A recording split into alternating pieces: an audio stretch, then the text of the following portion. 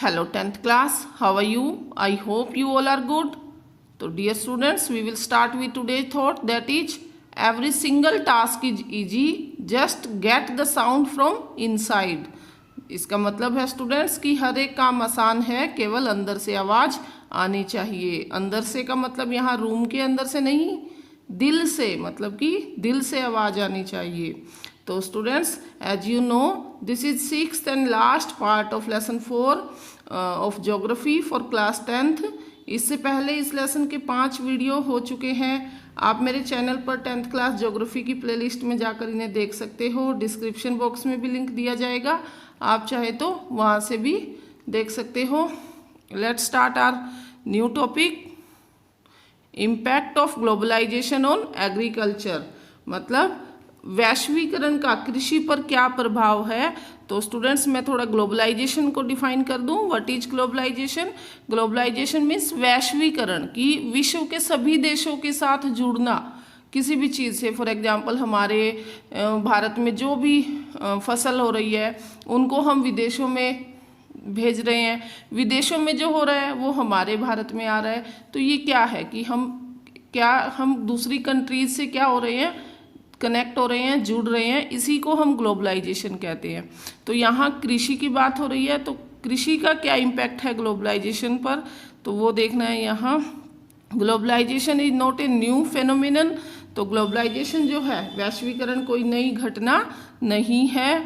It was there at the time of colonisation. तो ये उपनिवेश काल से ही हो रहा है। कॉलोनाइजेशन वाला टाइम है स्टूडेंट्स, जिस टाइम ब्रिटिशर्स हमारे इंडिया में थे, उस टाइम को कॉलोनाइजेशन कहा गया है। In the 19th century when European traders came to India, at that time too Indian spices were exported to different countries of the world and farmers of South India were encouraged to grow these crops। तो ये 19th century की बात हो रही है students, जब जो European व्यापारी थे, जब हमारे इंडिया में वो आए, उस टाइम भी हमारे इंडिया में जो मसाले थे वो क्या किए जाते थे, एक्सपोर्ट किए जाते थे, मतलब भेजे जाते थे दूसरे देशों में भी और विश्व के दूसरे देशों में। और जो साउथ इंडिया के जो किसान हैं उन्हें प्रोत्साहित किया जाता था कि वो ऐसे ही क्रॉप्स उगाएं, ऐसी ही फसलें उगाएं जिसकी कि विदेशों में क्या हो, डिमांड हो। Till today it is one of the important items of export from India. और आज भी मसाले जो हैं वो एक बहुत ही महत्वपूर्ण आइटम्स है हमारे इंडिया का, जो कि क्या किया जाता है, एक्सपोर्ट किया जाता है विदेशों में। जैसे कि हमारे यहाँ का इलायची, काली मिर्च, लौंग, ये सब चीज़ें फेमस है पूरे वर्ल्ड में। During the British period, cotton belts of India attract the British and ultimately cotton was exported to Britain as a raw material. तो ब्रिटिश पीरियड के दौरान जो कॉटन बेल्ट्स है, मतलब ऐसा एरिया जहाँ पर कॉटन हो रही है हमारी, जैसे कि गुजरात में बहुत अच्छी मिट्टी है कॉटन के लिए, तो ऐसे एरिया को ने ही ब्रिटिशर्स को क्या किया, अट्रैक्ट किया और वो इंडिया में कॉटन को खरीदने आए, जो कि उस टाइम पर ब्रिटेन में क्या था, कॉटन एक रॉ मटेरियल के रूप में यूज होता था फॉर देयर टेक्सटाइल इंडस्ट्रीज। उनकी जो वस्त्र उद्योग थे उनके अंदर। Cotton textile industry in Manchester and Liverpool flourished due to availability of good quality cotton from India. तो मैनचेस्टर और लिवरपूल में जो सूती वस्त्र उद्योग है स्टूडेंट्स, भारत में पैदा होने वाली उत्तम किस्म की कपास की उपलब्धता के कारण ही ये क्या हुए, ये फेमस हुए। मैनचेस्टर हम कहेंगे स्टूडेंट्स कि एक ऐसी जगह है जहाँ पर रॉ मटेरियल भी है, उस रॉ मटेरियल से रिलेटेड फैक्ट्रीज भी है और वहाँ पर इजीली सारी चीज़ अवेलेबल है, कि लेबर जैसे कि या सोयल या फिर मटेरियल अच्छा हो रहा है, हर चीज़ है वहाँ, फैक्ट्रीज है। तो ऐसे एरिया को हम मैनचेस्टर कहेंगे। You have read about the Champaran movement which started in 1917 इन बिहार। तो स्टूडेंट्स, ये कह रहा है कि आपने 1917 में बिहार में हुए चंपारण आंदोलन के बारे में पढ़ा होगा। This was started because farmers of that region were forced to grow indigo. और ये इसलिए हुआ क्योंकि इस रीजन में जो किसान थे उन्हें फोर्स किया जाता था कि वो अपने खेत में इंडिगो की खेती करे, मतलब नील की खेती करे on their land, because it was necessary for the textile industries which were located in Britain, क्योंकि ये जो थी ब्रिटेन में जो टेक्सटाइल इंडस्ट्री थी उस समय उन्हें इस नीले रंग के कपड़े की बहुत डिमांड होती थी, इसीलिए किसानों को फोर्सली बोला जाता था कि वो अपने खेत में सिर्फ और सिर्फ क्या करे, इंडिगो की खेती करे। They were enabled to grow food grains to sustain their families, और इसके बाद इंडिगो की खेती करने के बाद मिट्टी की जो फर्टिलिटी थी वो ख़त्म हो जाती थी और इसलिए वो खाने की फसलें नहीं उगा पाते थे जिनसे कि उनकी फैमिली को खाना नहीं मिलता था। इसी परेशानी से परेशान होकर किसानों ने इंडिगो की जो खेती थी उसको करने से मना किया था और ये चंपारण मूवमेंट चला था। Under globalisation particularly after 1990 the farmers in India have been exposed to new challenges। तो ये वैश्वीकरण के अंदर 1990 में जो भारत के किसान थे उन्हें बहुत से नई चुनौतियों का सामना करना पड़ा। Despite being an important producer of rice, cotton, rubber, tea, coffee, jute and spices are agricultural products are not able to compete with the developed countries because of the highly subsidize agriculture in those countries. तो ये कह रहे हैं कि students की India में इतना कुछ होने के बाद भी, जैसे कि राइस अच्छे हैं, कॉटन है, रबड़ है, टी, कॉफ़ी, जूट और स्पाइसी जिनकी पूरे वर्ल्ड में डिमांड है, उसके बावजूद भी हमारे जो किसान थे वो कॉम्पीट नहीं कर सके, मतलब कंपटीशन उनका नहीं हो सका पूरा, किनके साथ, डेवलप्ड कंट्रीज के साथ, जो कि विकसित देश थे, क्योंकि वो जो देश थे वो अपने देश में किसानों के ऊपर बहुत ज़्यादा ध्यान देते थे। किसानों को बहुत ट्रेनिंग दी जाती थी, प्रोत्साहन दिया जाता था, उन्हें बहुत सी सब्सिडीज दी जाती थी खेती करने के लिए। तो किसानों के पास नई नई टेक्नोलॉजी होती थी जो कि ये सब चीज़ें हमारे इंडिया में नहीं थी। तो ये एक बड़ी चुनौती हमारे किसानों को फेस करनी पड़ी। Today Indian agriculture finds itself at the cross roads. तो स्टूडेंट्स, आज जो भारतीय कृषि है वो दो राहे पर है। To make agriculture successful and profitable, proper thrust should be given to the improvement of the condition of the marginal and small farmers। तो स्टूडेंट्स की भारतीय कृषि को और भी ज़्यादा सक्षम, योग्य और लाभदायक बनाने के लिए जो सीमांत कहेंगे या फिर जो छोटे किसान हैं उनकी कंडीशन को और भी क्या करना पड़ेगा, इम्प्रूव करना पड़ेगा, और भी उसमें सुधार लाने की ज़रूरत है। The green revolution promised much. तो ग्रीन रेवोल्यूशन ने बहुत से वायदे किए, but today it is under controversies. लेकिन आज जो ग्रीन रेवोल्यूशन है वो विवादों से घिरी हुई है। अब क्यों घिरी हुई है विवादों से? It is being alleged that it has caused land degradation due to over use of chemicals, drying aquifers and vanishing biodiversity. तो ये इसलिए स्टूडेंट्स की ग्रीन रेवोल्यूशन पर ये आरोप लगाया जा रहा है कि हरित क्रांति के कारण, मतलब ग्रीन रेवोल्यूशन के कारण, जो कि केमिकल्स का, फर्टिलाइजर्स का यूज जो है वो बहुत ज़्यादा हो रहा है, और जिसके कारण क्या हो रहा है कि पानी के जो वाटर बॉडीज है वो सूख रही है, जैव विविधता विलुप्त हो रही है, मतलब कि जो पेड़ पौधे थे, काफ़ी सारे पेड़ पौधे इन कीटनाशकों की वजह से ख़त्म हो रहे हैं, और जिनकी वजह से हम कहेंगे लैंड डिग्रेडेशन हो रहा है, कि भूमि निम्नीकरण हो रहा है, क्योंकि मिट्टी की जो फर्टिलिटी है वो काफ़ी कम हो रही है। The key word today is gene revolution. और आज जीन क्रांति एक संकेत शब्द है कि जीन क्रांति से एक कृषि में काफ़ी चेंज लाया जा सकता है, विच इंक्लूड्स जेनेटिक इंजीनियरिंग, और जिसमें कि जेनेटिक इंजीनियरिंग सम्मिलित है स्टूडेंट्स।